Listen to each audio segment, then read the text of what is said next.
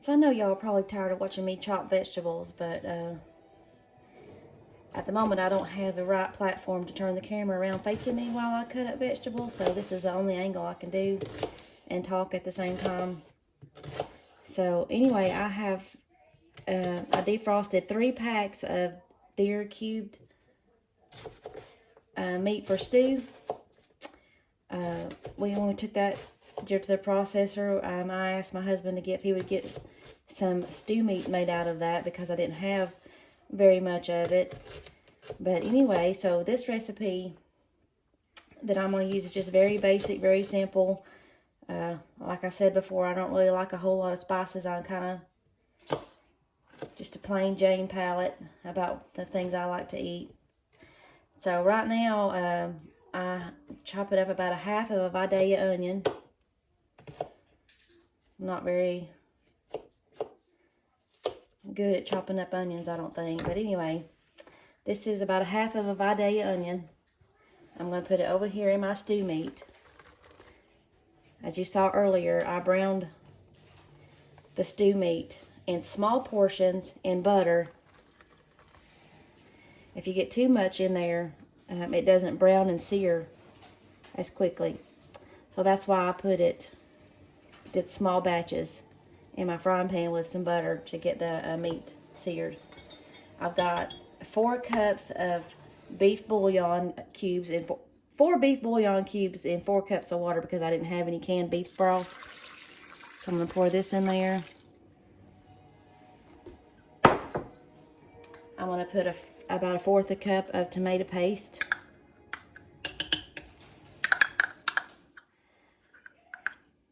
I know some people like to use those packaged, pre-seasoned packages for beef stew in the grocery store. I just couldn't really find one that I'm just in love with. I think they taste fine, but I think I prefer to make my own a little better. So I have cut up I washed these potatoes. They had some roots growing over them. These are the last of that bag of potatoes I needed to use up.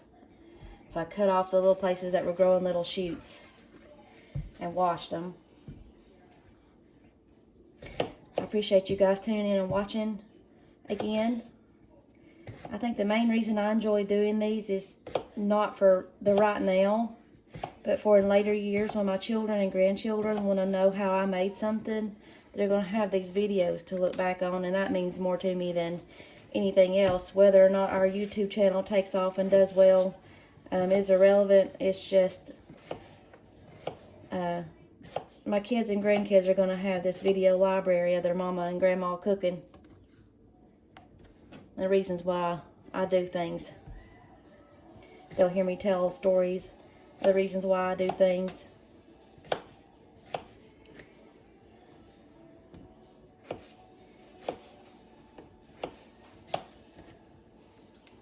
My mama was a pretty good cook too.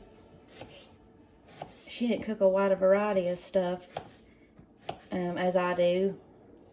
I think simply because of the fact she didn't have as much to work with. But anyway, she made a really good roast in the oven. And she just used the beef. Best I remember, she just had the chuck roast.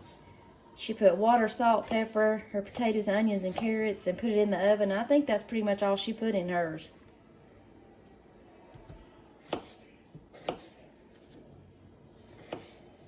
I didn't grow up with her using a whole lot of different spices. And maybe that's one reason I'm not really big on using them either. I don't know.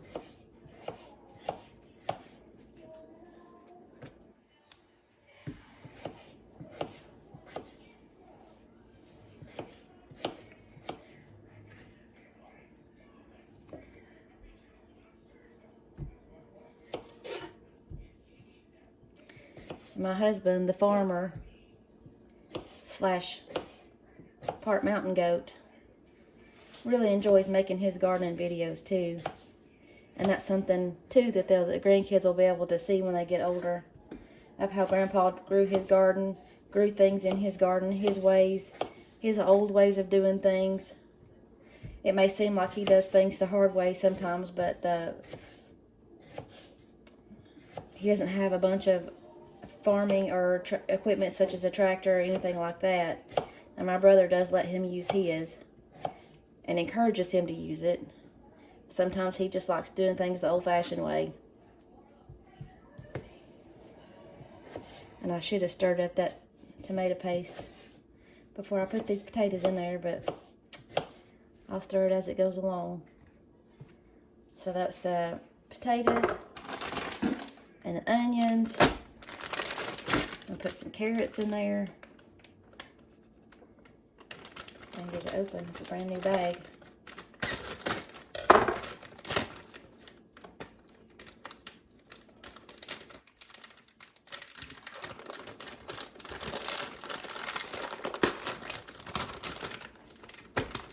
Stir this up a little bit right there. Get some of that tomato paste dissolved.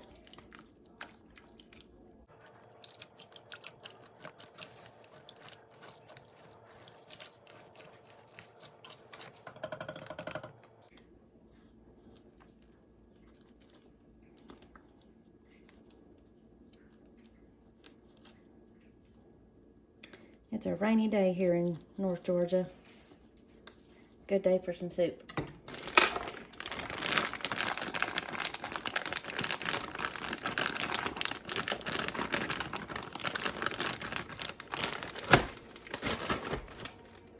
So I'm going to put this in the crock pot. I'm going to cook it on high for about 4 hours or so, and then test it and see what it needs. Looks like I might need just a little bit more liquid in there, so I'm going to add some more water.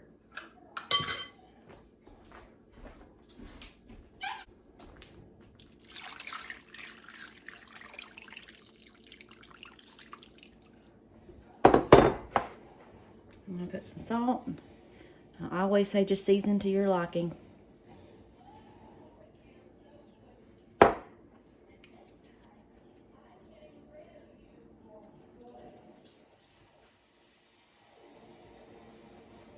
Put some pepper. Put some Worcestershire sauce in mine.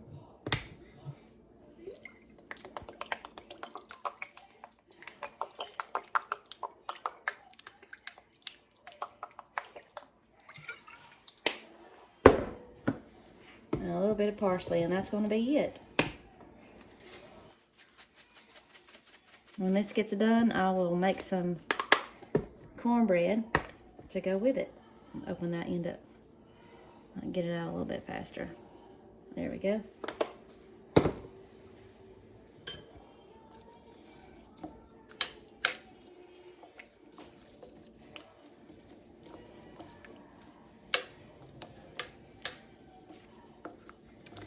Like I said, I'm going to put my crock pot here on high.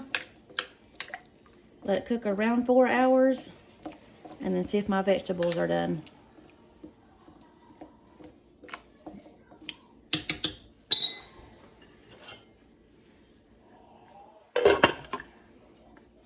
Alright, we'll see you in a little bit.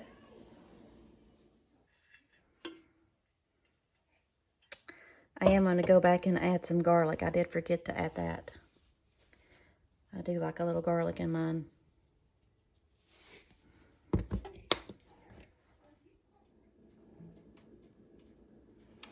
Okay guys, my venison stew has been cooking for about 6 hours.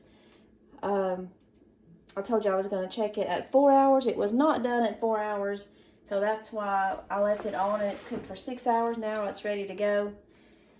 And I'm going to make my cornbread. So I'm going to tell you a boo-boo that I did. I don't know if you can see.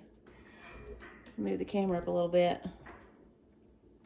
I accidentally picked up the buttermilk cornmeal. And I don't ever buy this, so but I'm going to use it because I bought it. I don't want it to go to waste.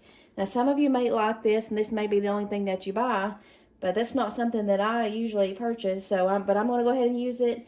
Since I'm not familiar with it, I am going to kind of follow the directions on the back for making cornbread with it. So it's basically, it's still, it's this, and then it's milk and an egg and oil. You can add sugar if you want to, but I don't like sweet cornbread, so I'm not going to be adding sugar. And I still don't really measure things. I'm going to go eyeball it about how much I usually use to make my cornbread. Alright. The recipe on the back does call for an egg. That's something I do anyway. And it calls for milk.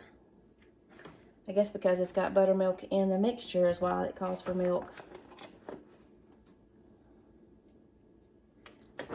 And it calls for oil. I use oil anyway, depending on what kind I have. I'm not really too picky about what type of oil I use. Most of the time I do use olive oil. I've got my oven preheating. I got my skillet greased and ready to go. So you guys let me know what kind of cornmeal that you like to use.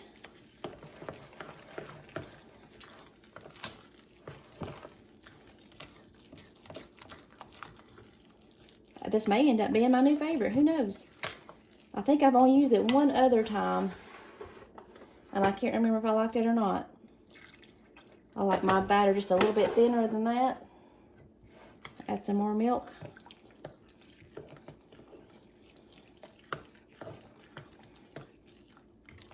I don't know if I mentioned it or not, but the soup, I tasted the soup and I had to add a little bit more salt than what I had. It is on the tomatoey tasting side, so if you don't like a very strong tomatoey taste, you might want to back off on your tomato paste that you use, but I like it. I thought it tastes pretty good.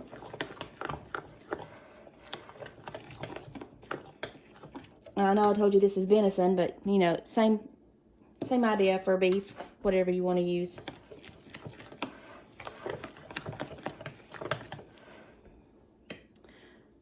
I'm going to back you up just a little bit here. I didn't get my pan hot. I'm in a hurry. Alright guys, so the husband's got home. His soup and cornbread is ready. I told him it was made from his deer that he got season before last. So let's see what he thinks about it. Go ahead and fix your bowl there.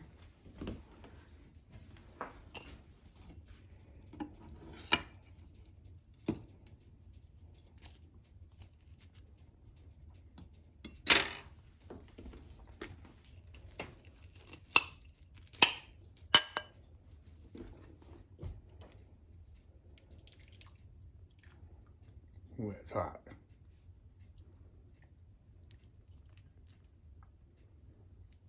Smells good.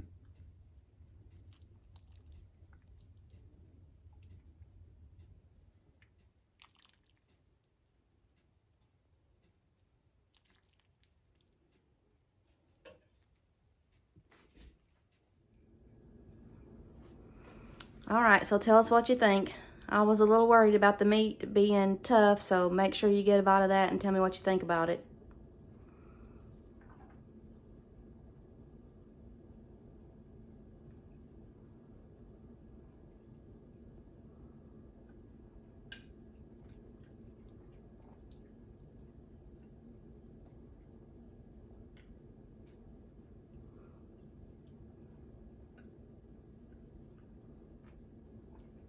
It's good. It's tender.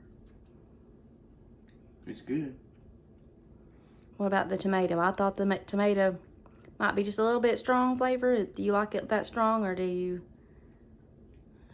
like it a little weaker, the tomato flavor in it? I use tomato paste is why I'm asking. That's a little bit stronger than your regular tomatoes.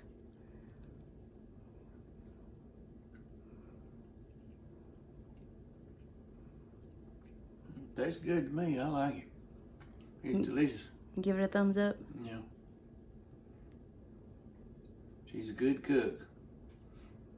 She's had a lot of practice trying to fatten me up. Well, I might not be too successful in that part then. He's a big eater. You wouldn't know it. I think he's got hollow legs. He can eat like a horse and not gain a pound. Yeah, it's good. It's very good. All right, guys. We thank you for watching. If you like this video, please like and subscribe. Hope y'all have a blessed day.